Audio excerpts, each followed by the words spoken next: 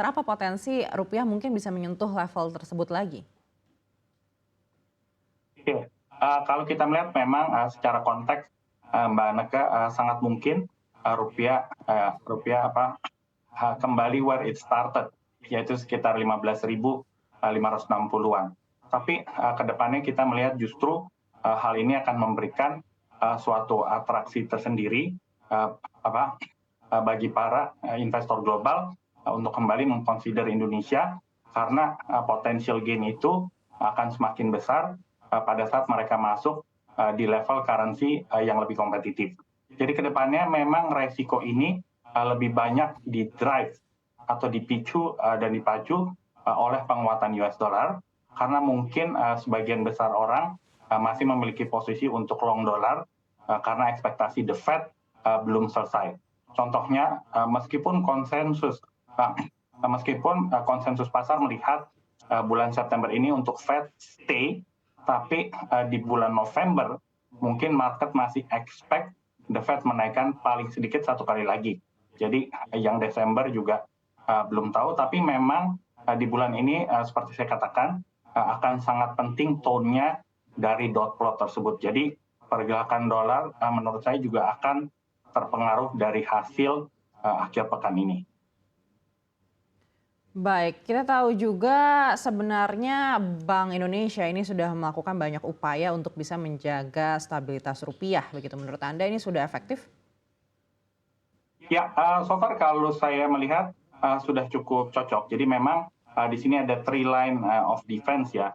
Tentunya yang pertama adalah, melalui DNDF contohnya, lalu menaikkan suku bunga yang menurut saya, opsinya sekarang, sudah left behind, ataupun juga melalui intervensi. Nah, tapi di atas ketiga ini, sekarang melalui, policy, DHE dan lain sebagainya, menurut saya ini juga cukup baik karena, menyambung tadi usulan saya, mengenai posisi basic balance Indonesia, yang cenderung positif 2 tahun, 3 tahun belakangan ini, ditambah dengan adanya policy yang mendukung, justru, dengan bertambahnya ketersediaan US dollar, di pasar domestik kita, ini justru akan membuat kita ready, nanti apabila impor demand, akan kembali.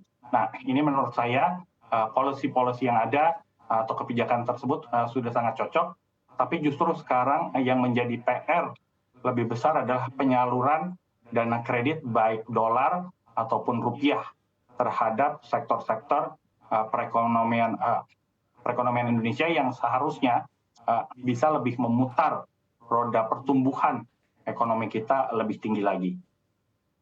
Baik, coba kita lihat satu persatu Pak Enrico dari mulai kebijakan DHE hingga Ya, kebijakan ada dikeluarkannya SRBI dan lain-lain. Menurut Anda ini yang mana yang mungkin efeknya bisa terlihat lebih cepat di tahun ini? ya, sudah jelas, yang SRBI, apabila, momentumnya meningkat, cukup cepat, ini menurut saya akan lebih, cepat dampaknya. Tapi justru, untuk long term, sustainability, menurut saya untuk DHE, repatriasi dari, hasil ekspor, lalu juga, bisa diparkir, lebih panjang dan lama lagi, di pasar finansial, lokal, eee, apa Indonesia, ini justru dampak ke depannya, akan lebih penting, Mbak Anke. Jadi justru di sini yang kami, canangkan adalah sebenarnya kita lebih perlu lagi, perbanyak instrumen di mana pemerintah atau melalui Bank Indonesia bisa memarkir dana, foreign currency-nya.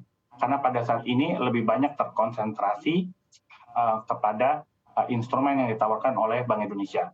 Jadi justru di dalam spirit besar, untuk, memperdalam pasar finansial Indonesia, menurut saya ke depannya justru policy seperti, DHI ini akan lebih bisa menjangkar, adanya pembalikan, ekspor proceed di Indonesia yang nanti pada ujungnya akan memberikan, jangkar kestabilan untuk nilai tukar kita rupiah terhadap mata uang lainnya.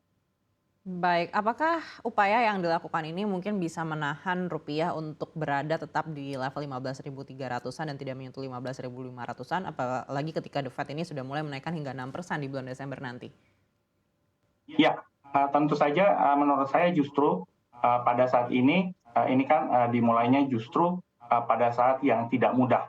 Tapi justru ke depannya kalau saya melihat dampak efektivitasnya, ini tentunya akan sesuai dengan kondisi makro fundamental Indonesia. Jadi kalau kita melihat ke depannya nanti, meskipun Indonesia bisa mungkin sekali kembali kepada current account deficit, tapi kita harus ingat bahwa apabila net FDI ini lebih besar, ditambah dengan policy DHE yang mencanangkan untuk ekspor proceed dikembalikan ke Indonesia, ini justru akan meningkatkan ketersediaan US dollar di pasar finansial domestik.